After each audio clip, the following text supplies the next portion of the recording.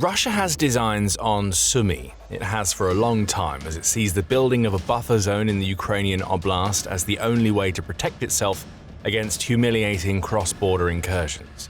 Ukraine sees and raises Russia. Ukraine is building something so massive that it's visible from space. Stretching across oblasts, this new kill zone is lethal, destructive, so gigantic that Russia can't stop it, and all it can do is throw soldiers to their deaths against it. This is the new Ukrainian defensive line, and it stretches deep.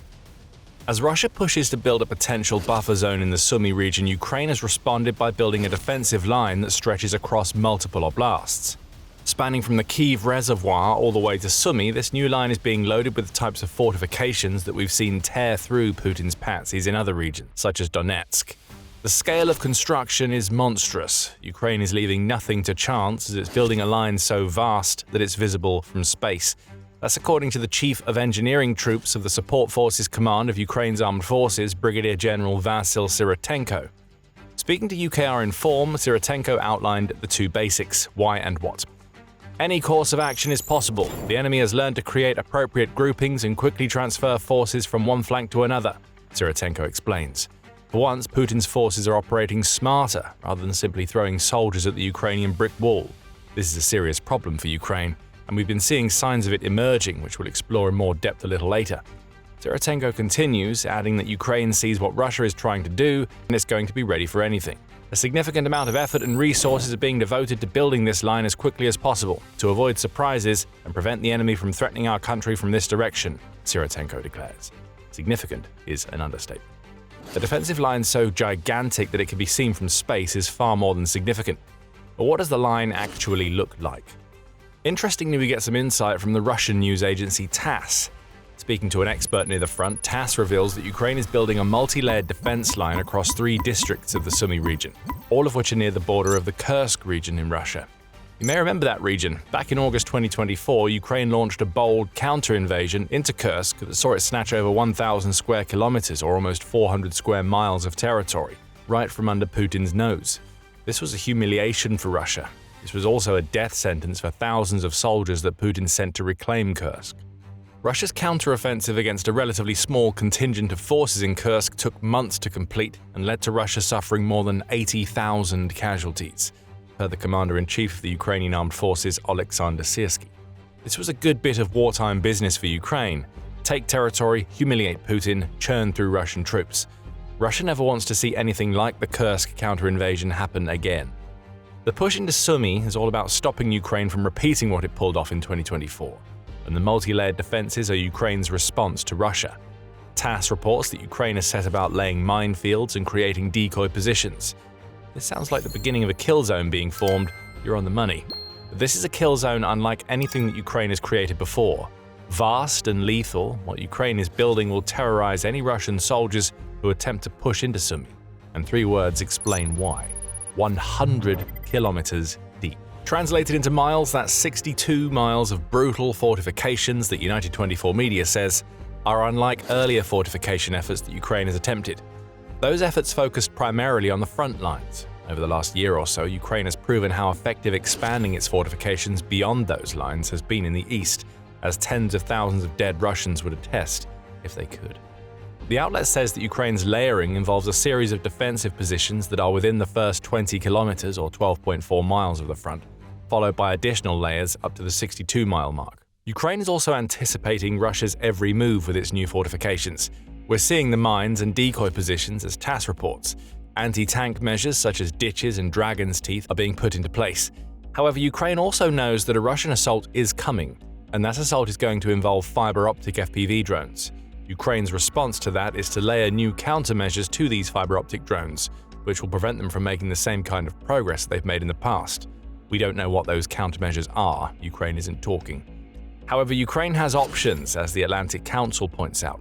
Physical barriers can get in the way of fiber-optic drones by causing their long wires to become entangled. Netting can also be placed, catching the drones before they get to their targets. More sophisticated systems involve the use of radar tripwires, acoustic sensors, and even a new generation of AI-powered detection systems that give early warnings to troops on the ground that a Russian drone swarm is incoming. Militarny also raises an interesting point in its assessment of Ukraine's vast new kill zones. It says that the Italian Senate recently introduced a bill to create a state mechanism that will result in the transfer of decommissioned fishing nets to Ukraine. If the bill passes, those nets could go from catching sardines and anchovies to tying up Russia's fiber optic drones. Talk about repurposing. This is going to be a kill zone like no other. We also can't forget about the main weapon used in these kill zones. The defenses are one thing, but as kill zones of the past and present have taught us, Ukraine's fortifications are about attrition as much as stopping Russian forces in their tracks. And for that, Ukraine uses its own FPV drones, thousands of them, all on constant patrol as they hunt for any sign of Russian incursion. Aerial drones are accompanied by robotic systems on the ground, which often handle logistics, but can also be used to attack enemy positions. Ukraine also cleverly weaves its defenses in ways that funnel Russian soldiers into ambush positions, where artillery can rain down heavy firepower upon them.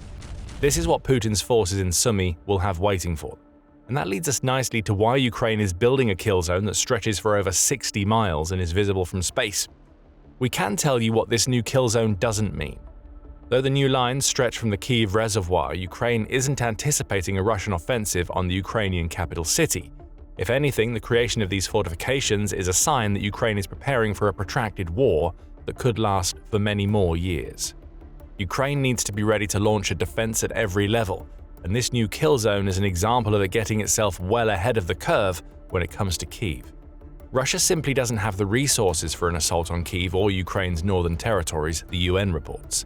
A breakthrough as deep as the kill zone simply isn't possible, based on the numbers of soldiers that Putin has stationed in the border regions and in the allied territory of Belarus. So when it comes to Kyiv, this new defensive line is all about Ukraine acting proactively. An assault on the capital is likely still years away, and the vast kill zones, like the one being built in the Sumy region, are designed specifically to extend the time that Russia has to take before it's ready to launch such an assault. Some, including military analyst Alexander Kovalenko, say that building these types of defenses is something that Ukraine should have done years ago. It didn't. But now it has the tech and the resources to build fortifications that will destroy Russian troops. So if the creation of this new kill zone isn't about protecting Kyiv, at least not in the immediate future, then what is it about? We've given you some clues already. The words buffer and zone should be ringing in your head. But before we get deeper into what Ukraine is trying to do with layered fortifications that can be seen from space, this is a quick reminder that you are watching The Military Show. We bring you the full picture, not just the headlines. Hit subscribe to mimic Ukraine and stay ahead of the curve. What we're seeing right now is a response from Ukraine to what Russia is trying to do in Sumy. Syrotenko said as much when he talked about how Russia has learned how to create groupings and transfer forces between flanks. Siersky has also noted this, as he said on April 22nd that Russia has spent some time regrouping its units and moving some of its reserves to the front lines. A new offensive is on the way, he believes. And though much of this regrouping effort is taking place in Donetsk and the Donbas region, Sumy is also on Russia's agenda. In some parts of Sumy, the early stages of the Russian push have experienced some success. On April 13th, the Kyiv Independent reported that Ukrainian forces have been forced to withdraw from a handful of villages in the Sumy Oblast. Those soldiers have regrouped in the settlement of Miropilska. Russia has also been trying to push into Ukrainian towns to the north, including Andriivka and Unikivka, the outlet reports. As a result of intensive military operations, the opponent's advantage in force and means, the units of the Ukrainian armed forces, to preserve the lives of personnel, have moved to a new prepared border, where they will continue to hold the defense, Ukraine's 14th Army Corps said of the withdrawal in a Facebook post, indicating that they have moved back to a new layer of Sumy defenses. Still, this small Russian advance is a problem. The mentions of advantages in force and means tell us that Ukraine's manned defenses in Sumy aren't prepared for the assaults that Russia will want to launch as part of its spring offensive. Something more dangerous is needed, and that's where the new kill zone comes into play. What we are likely to see over the coming weeks is the Ukrainian forces stationed on the front resisting Russia's attempts to advance for as long as possible. That resistance will grant time that can be used to further fortify the already massive kill zone being built behind them. A staggered withdrawal into and through this kill zone will occur, luring Russia into the false belief that it's making advances. Then Putin's forces will hit the first layer of the kill zone. That's when the destruction will start, as the advance into Sumy is slowed into a crawl, and the sort of attrition that we're now seeing in the east will start to tear through forces that Russia has amassed to the north. At least that seems to be the plan.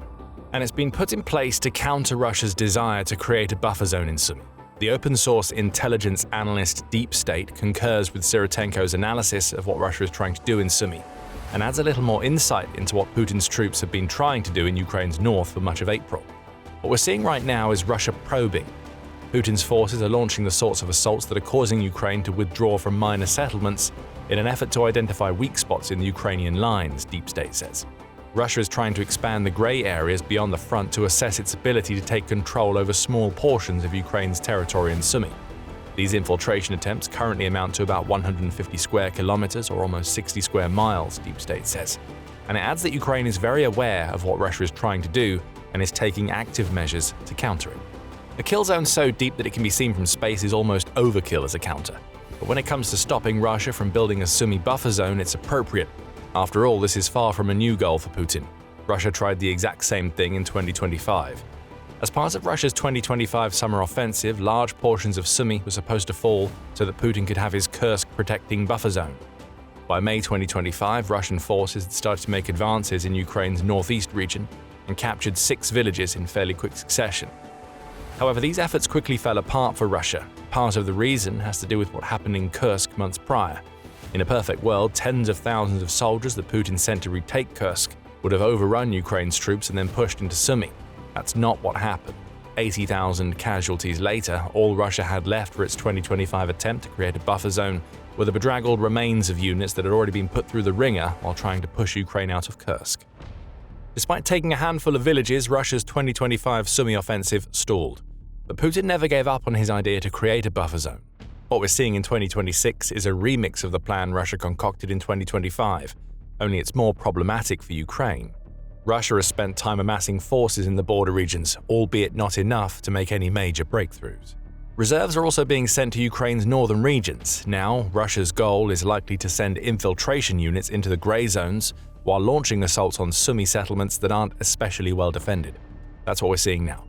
But Ukraine is seeing it too, and it's now laying a trap for Putin's forces. They'll be able to push only so far. Then they'll hit Ukraine's massive new kill zone, and all hell will break loose. What comes next is where things start to shift out of Russia's favor. Right now, Putin believes his forces are in the ascendancy. Small settlements are being taken in Sumy and advances are being made. The Kremlin has also tasked the Russian military with creating a buffer zone. The problem for Putin is that Russia simply isn't in a position to do that, even if we take Ukraine's new kill zone out of the equation.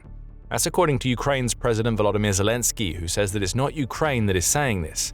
Ukraine's intelligence has obtained Russian documents that reveal that even the country's general staff believe that it's impossible for the military to meet the objectives the Kremlin has set, especially as Ukraine works on degrading Russia's offensive capabilities. Irrecoverable losses are on the rise in the Russian military.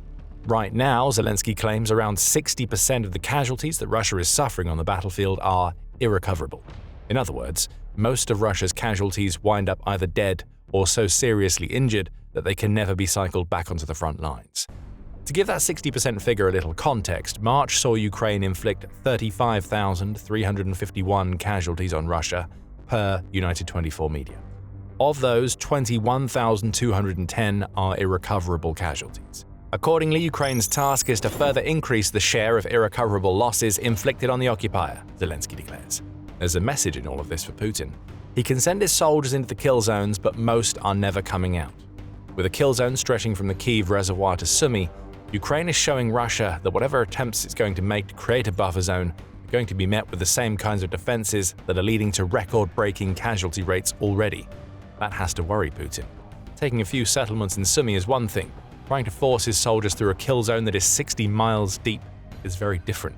This is going to lead to massive attrition if Russia commits beyond the early spring push it has made into Sumy. Putin knows it. And Zelensky says that Russia is already being forced to call up more soldiers to stand any chance of overcoming the defenses that Ukraine has put in place. In an April 28th X post, Zelensky revealed that the 60% rate of irrecoverable casualties is pushing Putin toward doing something that he never wanted to do. Mobilization is back on the horizon, which means Russia's president is steering into the path of a massive backlash from his own people. Russia's political leadership is planning further offensive operations and is preparing to bring in more personnel, including through expanding mobilization processes inside Russia, Zelensky reveals. Ukraine's president also adds that he has spoken to the country's partners about Russia trying to more deeply involve Belarus in the completion of Russia's objectives. Ukraine has responded to this with more fortifications across its border with Belarus, as it hasn't escaped the country's notice that a more active Belarus creates an even greater threat for Sumy. A new phase of the Ukraine war is about to start. For Russia, that phase is all about setting up the Sumy buffer zone that it's been trying to create for over a year. Ukraine has to be very wary of that. But it's entering a new phase of its own. Sumy's defenses have been leveled up. The results can be seen from space, and soon satellites will be capturing images of Russian advances being destroyed by a new kill zone that is deep, long, and filled with so many fortifications that Russia stands no hope of making the advances that Putin needs to make his Sumy dreams a reality. Speaking of new phases of the Ukraine war, the emergence of Ukraine's medium-range drones offers a glimpse of what's to come for Putin's forces if they manage to make any advances in Sumy. Those drones are shattering defenses and destroying infrastructure behind the Russian lines in Donetsk as we speak, and what happened on April 16th shows Putin just what Ukraine can do with its defenses. You want to find out more?